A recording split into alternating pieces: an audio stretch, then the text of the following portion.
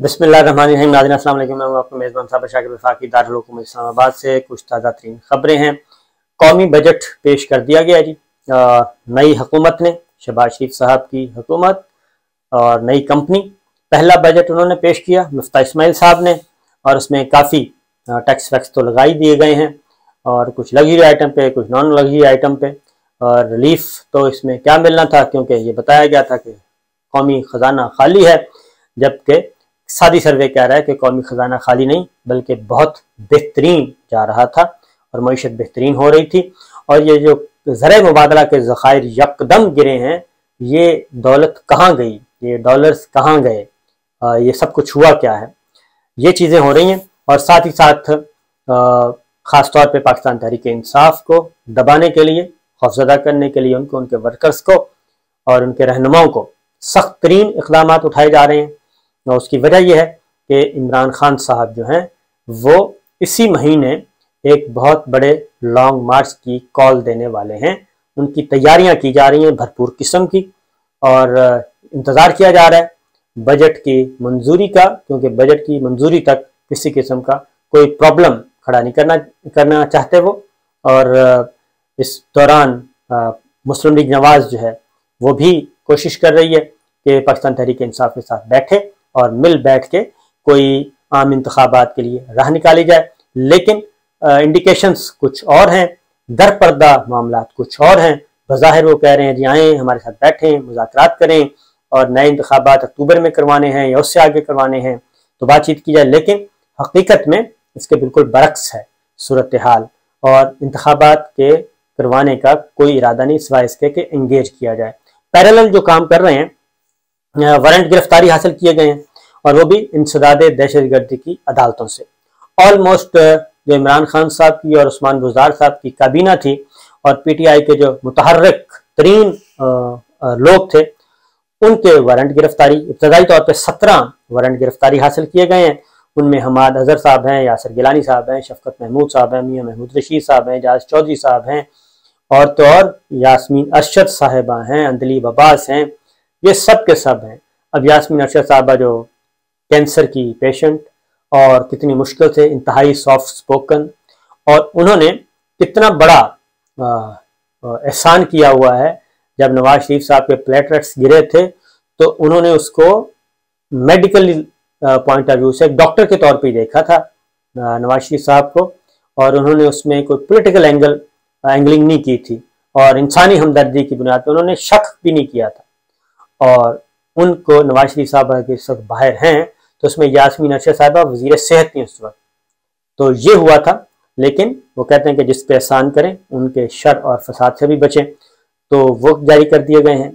और फिर जो नामालूम अफराद के खिलाफ मुकदमात दर्ज करवाए हुए हैं, 200 250 नामालूम अफराद, तो पाकिस्तान तहरीक इंसाफ के लोगों को बताया जाता है कि भी देखें अगर आपने कोई हरकत की तो वो नामालूम अफराद में उसमें एक नाम आपका भी डाल देंगे, आपका भी डाल देंगे, आपका भी डाल देंगे। ये किया जा रहा है। लेकिन इस सब के बावजूद जो इमरान खान साहब हैं वो तैयारी कर रहे हैं एक तगड़े लॉन्ग मार्च की और भरपूर लॉन्ग मार्च की। तो अब इस बार वो खैबर पख्तूनख्वा से नहीं बल्कि वो इस्लामाबाद और रावलपिंडी में ही होंगे, और यहीं से वो लॉन्ग मार्च की क़यादत करेंगे। और उनकी एक ही डिमांड है कि आम इंतखाबात करवाए जाएँ। अब वो आम इंतखाबात का डिमांड तो कर रहे हैं, लेकिन दूसरी जानिब जो चीज़ें हैं वो नहीं देख रहे। पाकिस्तान तहरीक इंसाफ अभी भी नहीं देख रही। एक दो खबरें हैं मैं आपके साथ शेयर करता हूँ कि परवेज़ अशरफ साहब, राजा परवेज़ अशरफ साहब 2013 के इंतखाबात पाकिस्तान पीपल्स पार्टी 5 साल पूरे कर चुकी थी, और गिलानी साहब के बाद राजा परवेज़ अशरफ साहब वज़ीर आज़म थे और आम इंतखाबात की तरफ गए।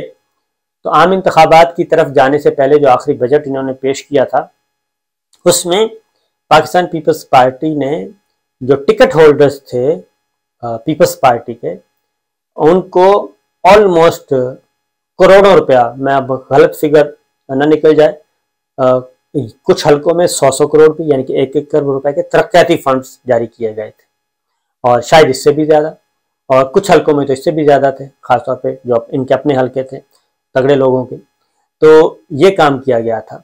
और प्री पोल रिगिंग जिसे कहते हैं वो, ताकि जो इलेक्शन लड़े पाकिस्तान पीपल्स पार्टी के लोग, उनको पैसों की कमी ना हो। वो सरकारी पैसा तरक्याती फंड्स के नाम पे जारी, स्कीमें अनाउंस करें, सब कुछ करें, इलेक्शन कैंपेन ये वो करें। ये तो आपको मालूम है ना कि इसमें कोई ढकी छुपी बात नहीं है। ये जितने भी तरक्याती काम होते हैं इनमें से 25-30% जो है वो किकबैक्स की सूरत में वापस आ जाते हैं।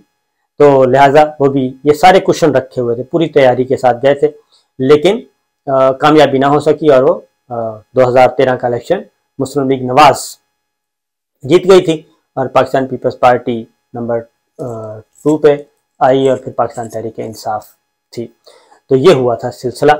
और उसके बाद अब भी जो तरीका किया जा रहा है वो यही है कि अब मुस्लिम लीग नवाज ये काम कर रही है और अपने अपने टिकट होल्डर्स वो ये ज़हन में रखिएगा कि बाज़ाहिर ये कहा जा रहा है कि हम इलेक्शन नहीं करवाएंगे। आखिरी हद तक कोशिश इनकी यही है कि इलेक्शन ना करवाए जाएं और हम अगले बजट तक जाएं, लेकिन साथ साथ पैरेलल ये इलेक्शन की तैयारी भी कर रहे हैं और अपने एमपीएस और एमएनएस को 50-50 करोड़ और एमएनएस को इससे भी कहीं ज़्यादा जो है वो दिए जा रहे हैं तरक्याती फंड्स के नाम से। इस बजट में फेडरल गवर्नमेंट भी रखेगी और अपनी सूबाई गवर्नमेंट भी रखेगी।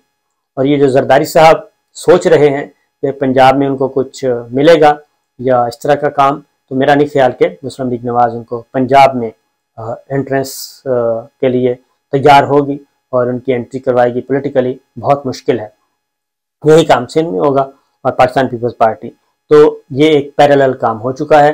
तरक्याती फंड्स के नाम पे पैसा जाएगा जी और वो अपने अपने हलकों में जाएगा। इंतखाबी फरिश्ते ऑलरेडी वो उसका तिया पांचा कर चुके हैं और ये खास तौर पे ये पता चल जाएगा जो पंजाब में ज़िमनी इलेक्शन होना है 20 सीटों पे, इन्हीं 20 सीटों पे ही जब पोलिंग होगी तो पता चल जाएगा कि इन 20 सीटों के जो वोटर्स हैं क्या वो उन्हीं हलकों में एग्जिस्ट कर रहे हैं जिनमें उनका वोट था या फिर उनके वोट बखेर दिए गए हैं। मुझे कुछ इत्तलात मिली हैं, कुछ इलेक्शन कमीशन के लोग थे, कुछ और, तो उन्होंने भी ये बताया है कि जनाब ये सिलसिला शुरू हो चुका है और पाकिस्तान तहरीक इंसाफ और पाकिस्तान पीपल्स पार्टी को पंजाब में कम से कम कोई चीज़ नहीं मिलने वाली अगर वो उन्होंने तवज्जो ना दी। तो ये एक सूरत हाल चल रही है। दूसरी जानिब जो हो रहा है वो मुकदमात जो चल रहे हैं उनके बारे में बता दूं कि डॉक्टर रिजवान साहब अल्लाह को प्यारे हो चुके, दिल का दौरा, और उसके बाद मकसूद चपरासी वो अल्लाह को प्यारे हो गए, पुरअसरार मौत। और प्रोसिक्यूटर जुल्करनैन साहब, सिकंदर जुल्करनैन, उनको मना किया गया, उनको हटाया जा चुका। तीसरा, अब FIA के एक और prosecutor money laundering case Shahbaz Sharif sahab and company, उनके खिलाफ तो फारूक बाजवा साहब कल कमरा अदालत में ही बेहोश हो गए और उनको सर्विसेज हॉस्पिटल ले जाना पड़ा। तो ये सारा कुछ हो क्या रहा है, उसकी ये सारी बातें उस वक्त होती हैं जी जब फुल डिप्रेस और फुल स्ट्रेस हो और जब आप एक किसी भी बंदे को ये कहें कि जनाब हकायक से आप आंखें चुरानी हैं और जो कुछ फाइलों में है उसके बरक्स आपने बोलना है। तो वो अगर जिसमें जो लोग ज़ाहिर अपने प्रोफेशन से, अपने जॉब से मुखलिस होते हैं और पाकिस्तान से मुखलिस होते हैं, तो उनके लिए काफ़ी मुश्किल होता है इस तरह सा ब्लंटली जाके झूठ बोलना। तो ये भी एक और वाक़या उसमें ऐड हो चुका है कि प्रोसिक्यूटर जो हैं वो बेहोश हो रहे हैं। यह सिस्टम, आर्टिफिशियल सिस्टम चल रहा है और FIA गिरफ्तारी मांग रही है। अब वहाँ पे प्रोसिक्यूटर जाके क्या कहेगा जब FIA खुद कह रही है कि हमें गिरफ्तारी चाहिए शहबाज शरीफ साहब की, हमजा शहबाज की, सलमान शहबाज की। इसी दौरान पैरेलल निशानात भी मिठाए जा रहे हैं। तो ये सारा कुछ जो हो रहा है ये किसके खाते में है, ये भी एक सोचने वाली बातें हैं। और ख़वातीन पे दहशतगर्दी के मुकदमात, यास्मीन राशिद साहिबा, इस तरह के ये सारी चीज़ें हो रही हैं जी। पैरेलल वो अपना अपना बंदोबस्त कर रहे हैं, मुख्तलिफ जो दरवाजे हैं, विंडोज़ हैं, वो बंद कर रहे हैं कि कहीं से भी कोई रास्ता ना मिले। लेकिन चीज़ें बजट के बाद कुछ चीज़ें मुझे नहीं लगता कि ये इसी तरह से चलती रहेंगी। और मिलेगा क्या, किसको क्या मिलना है, किसको नहीं मिलना, ये फड्डा पड़ने वाला है, न सिर्फ फड्डा पड़ने वाला है बल्कि अच्छा खासा पड़ने वाला है। एक और जाते जाते एक और खबर भी दे दूँ, चीफ जस्टिस सर नल्ला साहब के सामने जर्नलिस्टों के खिलाफ मुकदमात का केस दोबारा था जी। 21 जून तक उन्होंने तौसीह कर दी है।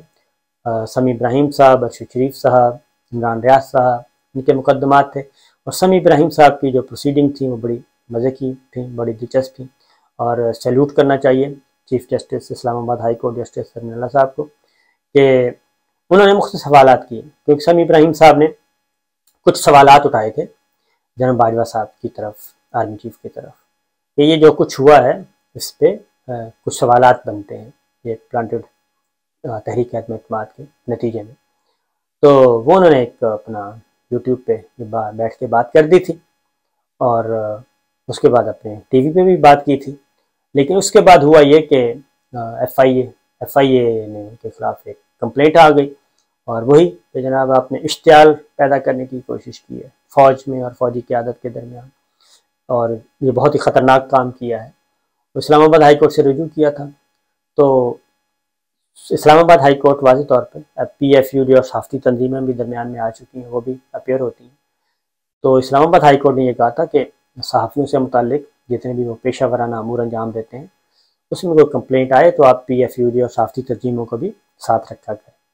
तो समी इब्राहिम साहब का कल मुकदमा था, उसमें चीफ जस्टिस नल्ला साहब ने पूछा कि आपने ये कैसे अज्यूम कर लिया कि समी इब्राहिम साहब ने, एक सहाफ़ी ने एक गुफ्तगू की है, आप ये तो कह सकते हैं कि सहाफ़ती आदाब का ख्याल ही रखा, लेकिन आप ये कैसे कह सकते हैं कि इससे इश्तियाल पैदा हुआ। और उन्होंने एक सवाल उठाया FIA से कि क्या आपने आर्मी चीफ जनरल बाजवा साहब से रब्ता किया है, क्या उनसे पूछा कि वो मुश्तइल हुए हैं ये गुफ्तगू सुन के, और इसका जवाब नहीं था FIA के पास।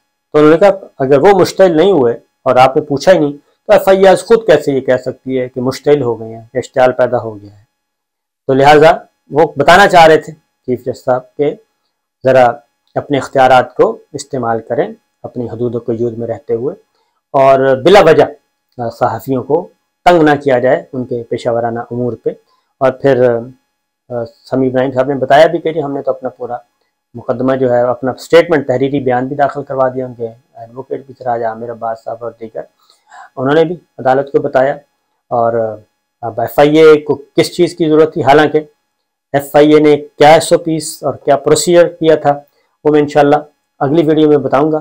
फिल वक्त यही खबरें हैं, पॉलिटिकल सिचुएशन इसी तरह चल रही है जी, देखते हैं क्या होता है। खान साहब की तैयारियां अपनी जगह, लेकिन हुक्मरान इत्तेहाद की तैयारियां भी अपनी जगह, और जरदारी साहब, नवाज शरीफ साहब, शहबाज शरीफ साहब, मरीम साहिबा अपने अपने मौलाना अपने अपने अहदाफ की तरफ बढ़ रहे हैं। और आगे जाके क्योंकि सारों के अहदाफ मुख्तलिफ हैं, जब अहदाफ मुख्तलिफ हों तो फिर आगे जाके फिर तसादुम भी होता है और लड़ाई भी होती है, हल्ला गुल्ला भी होता है। तो इंशाल्लाह अगली वीडियो में मज़ीद तफसीलात। इजाज़त दीजिए, अल्लाह हाफ़िज़।